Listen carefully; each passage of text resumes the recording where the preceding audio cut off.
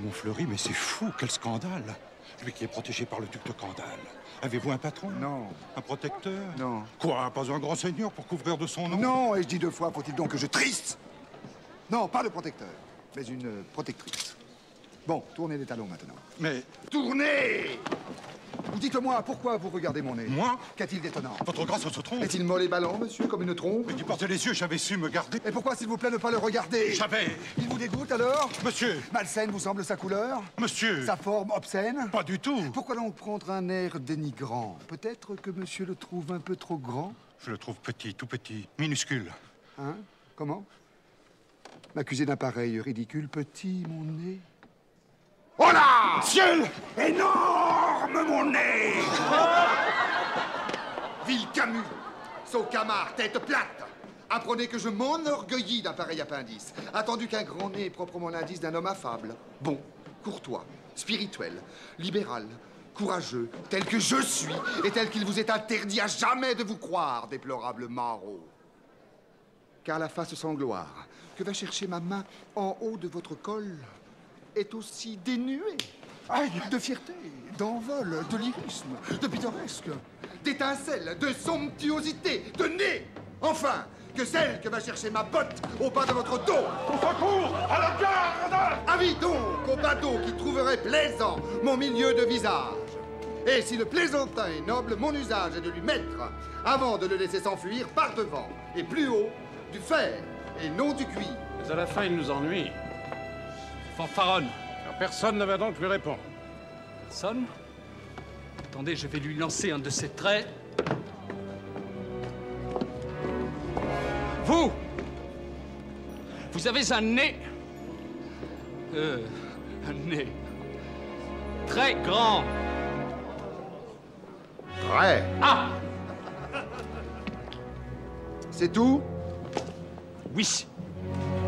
Ah non, c'est un peu court, jeune homme. On pouvait dire, oh Dieu, bien des choses en somme en variant le ton. Par exemple, tenez, agressif. Moi, monsieur, si j'avais attelé le nez, il faudrait sur le champ que je me l'amputasse. Amical. Mais il doit tremper dans votre tasse. Pour boire, faites-vous fabriquer un nappe descriptif. C'est un roc. C'est un pic, c'est un cap. Que dis-je? C'est un cap. C'est une péninsule. Curieux. De quoi sert cette oblongue capsule? D'écritoire, monsieur? Ou de boîte à ciseaux? Gracieux. Aimez-vous à ce point les oiseaux que paternellement vous vous préoccupâtes de tendre ce perchoir à leurs petites pattes? Truculent. Ça, monsieur, lorsque vous patinez, la vapeur du tabac vous sort-elle du nez sans qu'un voisin ne crie au feu de cheminée? Prévenant, gardez-vous votre tête entraînée par ce poids de tomber en avant sur le sol. Tendre, faites-lui faire un petit parasol, de peur que sa couleur au soleil ne se fane. Pédant, l'animal seul, monsieur qu'Aristophane appelle hippocampe éléphanto-camélos, dut avoir sous le front tant de chair, sous tant d'os. Dramatique, c'est la mer rouge quand il saigne. Admiratif pour un parfumeur, quel enseigne. Lyrique, est-ce une conque? Êtes-vous un triton? Naïf. Ce monument, quand le visite-t-on? Militaire, pointez contre cavalerie. Pratique. Voulez-vous le mettre en loterie? Assurément, monsieur, ce sera le gros lot. Enfin, parodiant Pyrrha, mon insanglot. Le voilà donc ce nez qui, des traits de son maître, a détruit l'harmonie. Il en rougit, le traître. Voilà ce qu'à peu près, mon cher, vous m'auriez dit si vous aviez un peu de lettres et d'esprit. Mais d'esprit, oh, le plus lamentable des êtres, vous n'en eûtes jamais un atome. Et de lettres, vous n'avez que les 3 qui forment le mot « sot ». Eussiez-vous eu d'ailleurs l'invention qu'il faut pour pouvoir me servir devant la galerie pareil assortiment d'amères moqueries, que vous n'en eussiez pas articulé le quart de la moitié du commencement d'une, car je me les sers moi-même, avec assez de verve, mais je ne permets pas qu'un autre me les serve.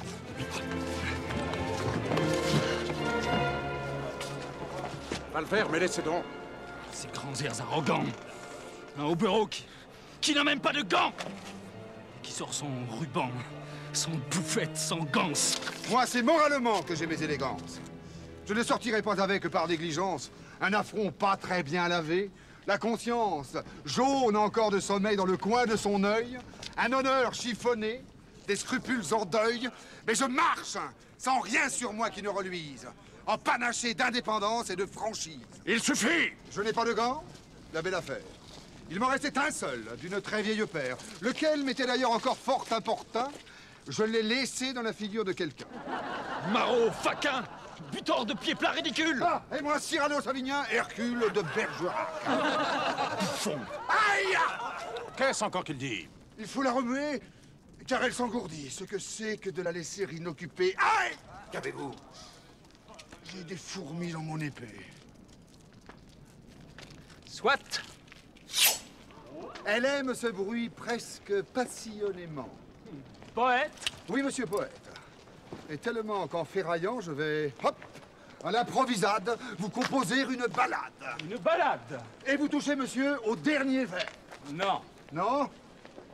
Ballade du duel. Quand l'hôtel Bourguignon, monsieur de Bergerac eut avec un bel hydre. Qu'est-ce que c'est que ça, s'il vous plaît? C'est le titre. Non, taisez-vous. Écoutez, pas de bruit. Attendez, je choisis mes rimes. Là, j'y suis. Je jette avec grâce mon feutre. Je fais lentement l'abandon du grand manteau qui me calfeutre. Et je tire mon espadon.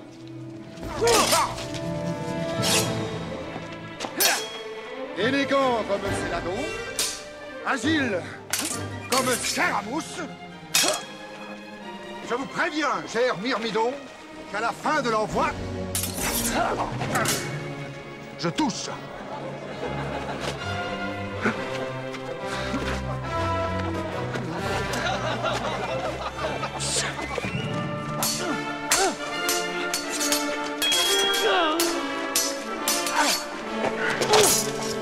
Vous auriez bien dû rester neutre.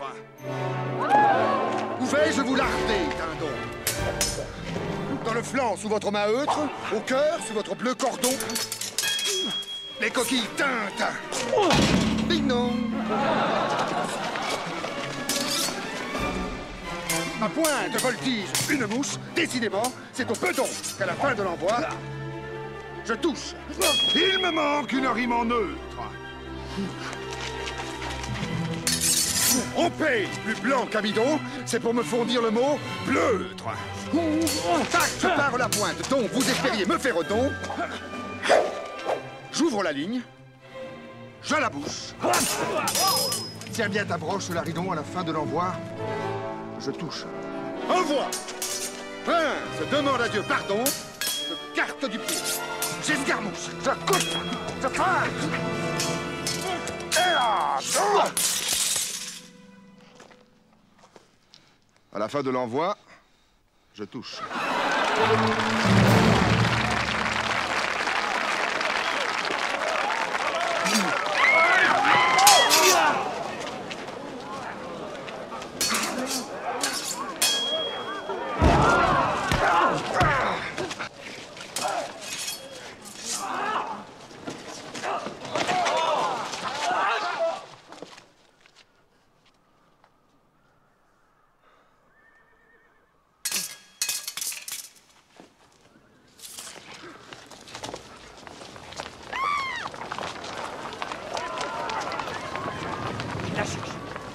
Taisez-vous. Ces gens qui viennent nous aider.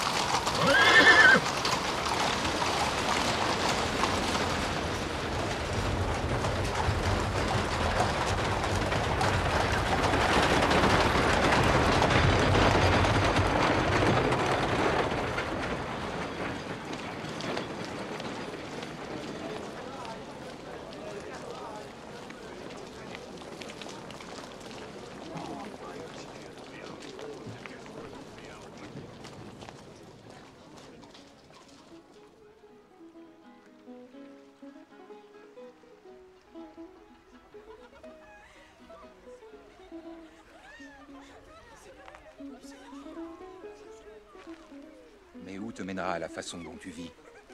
Des ennemis partout. Oui, cela me ravit. L'argent que tu jetas sur scène. 100 écus?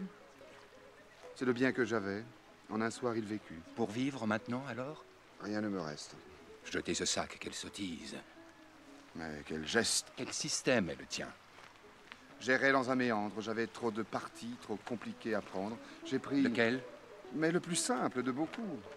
J'ai décidé d'être admirable en tout, pour tout. Soit, mais enfin, à moi, le motif de ta haine pour Montfleury, le vrai, dis-le-moi. Ce Silène. Ah, je le hais depuis qu'il se permit un soir de poser son regard sur celle. Oh, j'ai cru voir glisser sur une fleur une longue limace. Comment serait-il possible? Que j'aimasse? J'aime. Et peut-on savoir? Tu ne m'as jamais dit.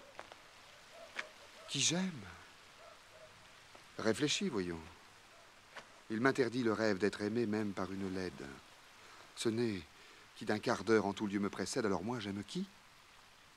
Mais cela va de soi. J'aime, mais c'est forcé, la plus belle qui soit. La plus belle? La plus fine, la plus brillante, la plus douce, le bray. Comme la plus savante. Ah mon Dieu, je comprends, c'est clair. C'est diaphane. Madeleine Robin, ta cousine. Oui. Roxane.